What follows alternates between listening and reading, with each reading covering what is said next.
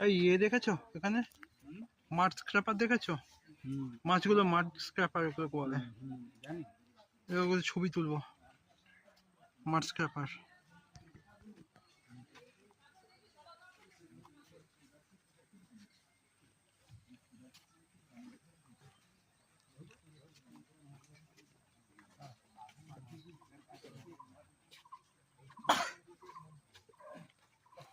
মাড scraper এগুলো।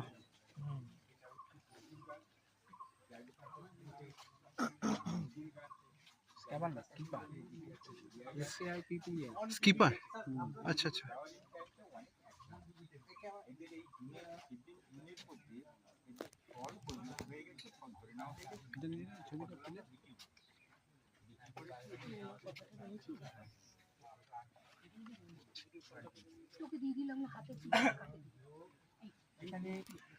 এখানে অনেক প্রজাতির গাছ আমরা লাগিয়েছি 2008 সাল থেকে।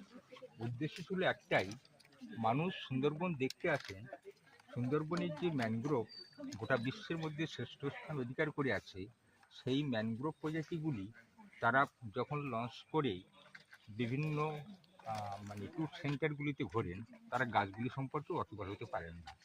এবং এই গাছগুলি প্রত্যেকটা গাছ সম্পর্কে যে তার মেডিসিনাল ভ্যালুস আছে সে সম্পর্কে তারা অবগত নন।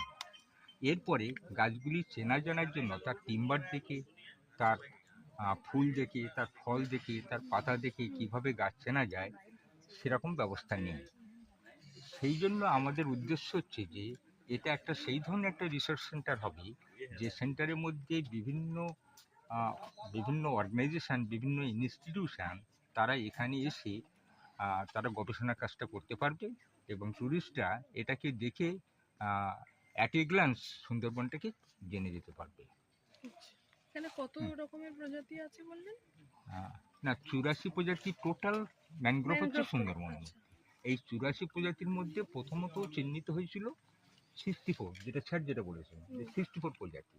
পরবর্তীকালে প্রণবেশ সান্যাল থেকে, কুমুদরঞ্জন নস্কর থেকে যারা এই সমস্ত বিষয়ের বিশেষজ্ঞ, তারা আরও কিছু গাছ আবিষ্কার করেছেন।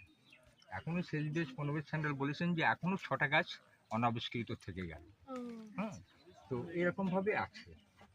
তো সেই ধরনের গাছগুলো আমরা এখানে লাগাবার চেষ্টা করেছি।